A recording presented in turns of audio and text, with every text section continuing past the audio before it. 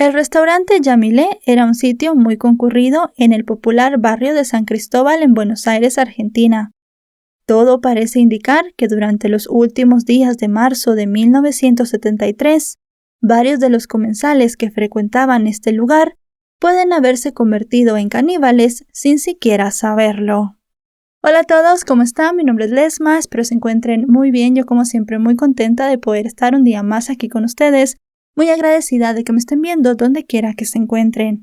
El día de hoy tenemos un caso sucedido en Argentina. Acompáñenme a ver todos los detalles.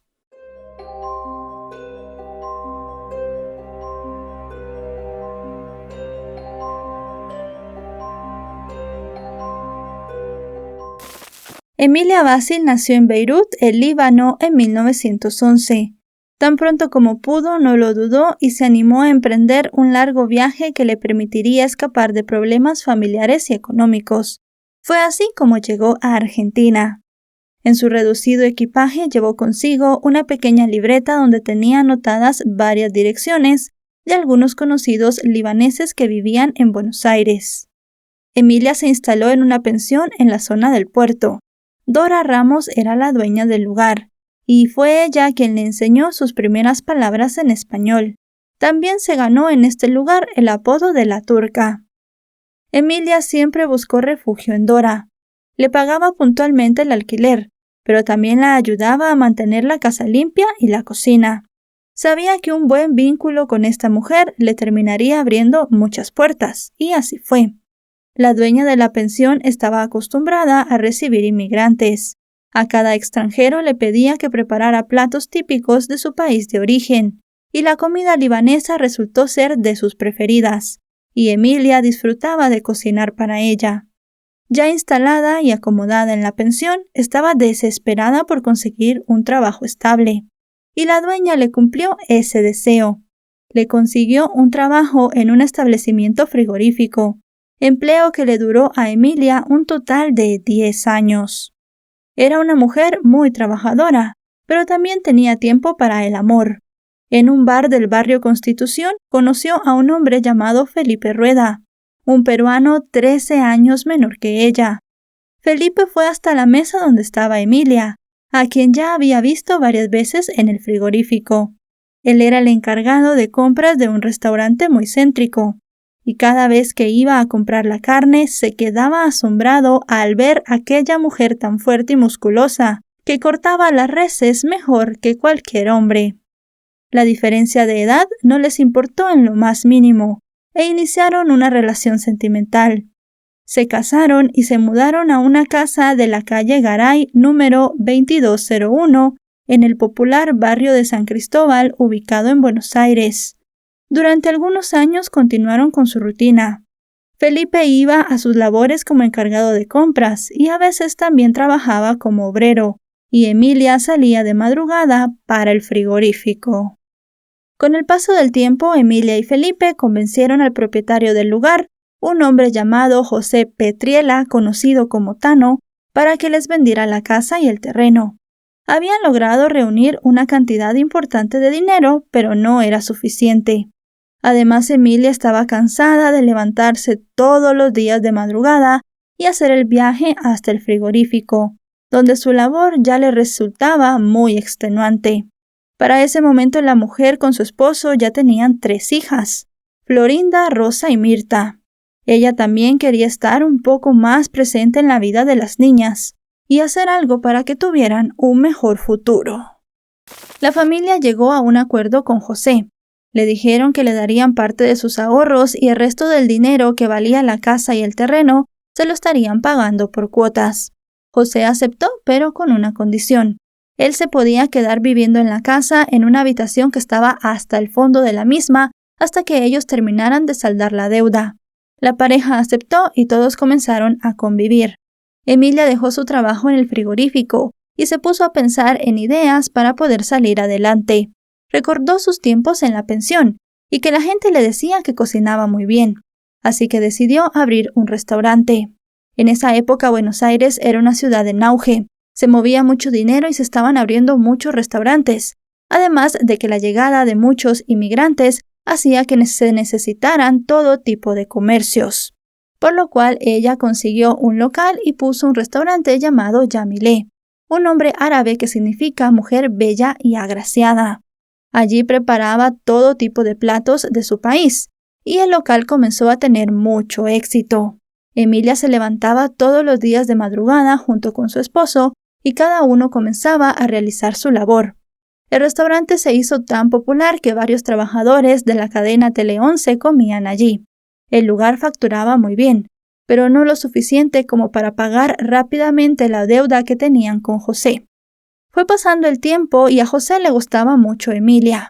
El hombre aprovechaba cuando el esposo de ella se iba para acosarla. Emilia no le decía nada.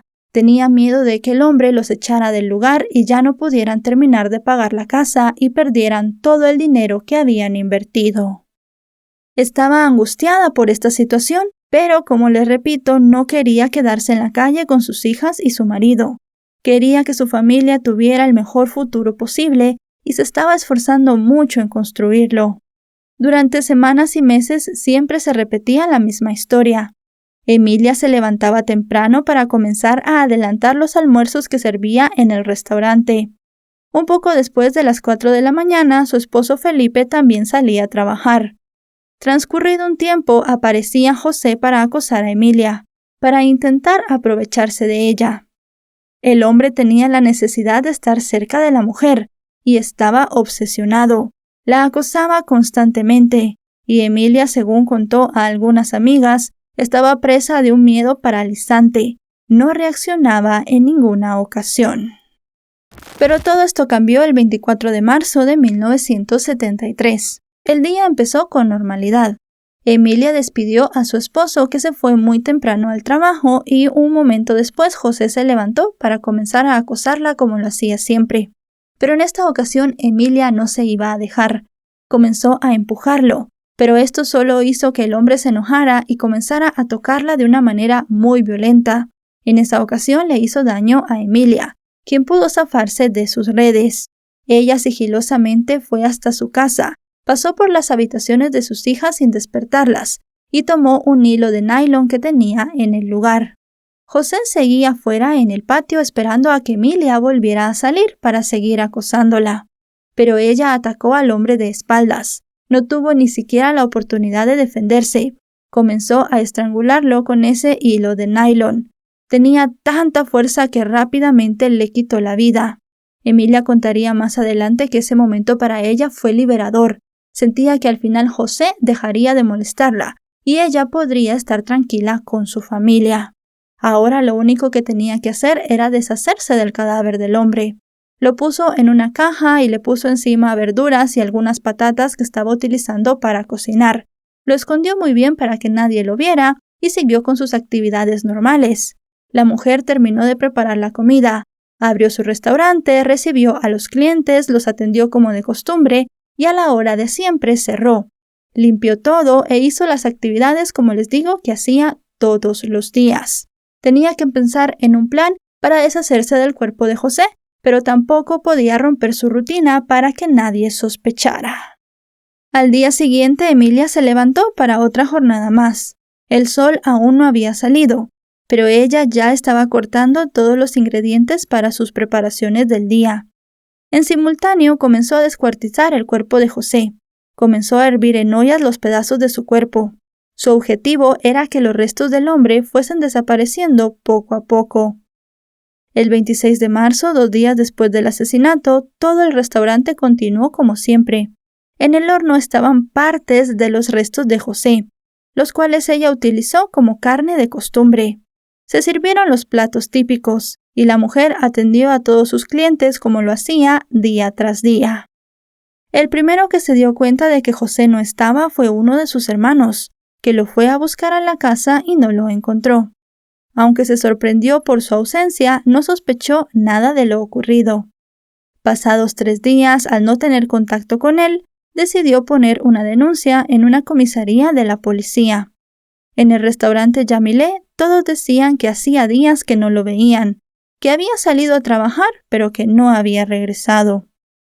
Mientras tanto, cada jornada, Emilia se levantaba muy temprano y seguía preparando la comida para el mediodía. desde pucheros y guisos hasta empanadas árabes y algunos kilos de kepe y tabule para sus clientes más especiales. En la cocina del restaurante había muchos trozos de carne, y a simple vista no se podían distinguir. No se sabían si eran de res, si eran de algún otro animal o si simplemente era carne humana. Lo que la policía logró con las investigaciones posteriores fue saber que Emilia había revuelto toda esta carne. Había hecho empanadas con carne humana mezclada con carne de vaca para que la gente no sintiera nada raro. Además de eso, con todas las especies era realmente muy difícil sentir que había dos tipos de carne en una misma preparación. Pero ella cometió un error. Dejó los últimos restos de José en una caja que estaba cubierta con muy pocas verduras y otros materiales que ella utilizaba para cocinar. Lo que quería hacer Emilia con esta caja era deshacerse de ella, pero no contaba con que la rutina se rompería un día y ella no podría lograr su plan. Lo que pasó fue que la noche del 27 de marzo, 4 días después del asesinato, los recolectores de basura no visitaron la calle Garay. Tampoco lo hicieron al día siguiente. Una vecina del local vio el cajón con frutas y vegetales podridos que había dejado Emilia en la calle, y de este se desprendía un olor verdaderamente nauseabundo. La mujer decidió comentarle a una de las hijas de Emilia lo que estaba pasando, pues los desechos del restaurante hacían irrespirable el aire de la cuadra. La joven le hizo el comentario a su mamá y se ofreció a meter todos los desperdicios dentro de una bolsa para que el olor a basura en descomposición disminuyera. La respuesta de Emilia fue radical y tajante. Le dijo a su hija que no tocara nada, que se alejara de allí y que llamara a la policía. Mientras esto sucedía en el interior del restaurante, otro vecino de la zona usó un palo para mover parte de las frutas y vegetales, y vio que debajo estaba el torso de un hombre en estado de descomposición. Rápidamente llamó a la policía. Las autoridades decidieron atender el llamado de este hombre y de otros vecinos, y ante el macabro hallazgo decidieron allanar la casa, en donde funcionó durante años el restaurante Yamilé. En las labores realizadas por el equipo de investigación, se encontraron más restos del cuerpo desmembrado de José. En medio del intenso rastreo del lugar, la policía logró conseguir el cráneo hervido del hombre. Emilia lo había envuelto con hojas de periódicos viejos. De inmediato trasladaron a la mujer a la comisaría, y una vez allí, ella confesó su delito. Lo primero que hizo Emilia al llegar a la comisaría fue quitarle cualquier responsabilidad a su esposo y a sus hijas. Dijo que ella había actuado sola, y no había pruebas que corroboraran de que alguien la había ayudado, así que todos se apegaron a la historia que ella contó. La mujer también inició diciendo que lo había hecho porque se sentía demasiado acosada por José, que había vivido meses infernales y que ya no sabía cómo despegarse del hombre. Pensaba que él iba a estar allí todos los días durante años acosándola y temía también que abusara de ella sexualmente, por lo cual dijo que si bien no estaba orgullosa de su decisión, lo volvería a hacer 1 y 1000 veces. Sin que le temblara la voz, la mujer le contó al juez todo lo que había hecho. Contó cómo estranguló al hombre, cómo cortó las partes de su cuerpo, cómo hirvió la cabeza durante 3 días consecutivos, e incluso dijo que la dejó de hervir porque ya se había aburrido de ver la cara de ese hombre en su restaurante. La envolvió en papel y aseguró que si la basura hubiese pasado ese día o si alguien la hubiese ayudado a llevarse esa caja con vegetales podridos, nadie hubiera descubierto su crimen. La detallada confesión de Emilia fue suficiente para que la declararan culpable por el asesinato del hombre. La condenaron a 10 años de prisión. Cumplió parte de su pena en la cárcel de mujeres hasta que salió en libertad condicional en noviembre de 1979. Salió cuando tenía 74 años después de pasar 6 años encerrada. Algunos vecinos contaron que al ser liberada, la mujer pasó por el sitio donde funcionó su restaurante, el cual evidentemente ya no existía para ese momento. Se quedaba durante ratos allí, mirando la vieja casona por algunos minutos.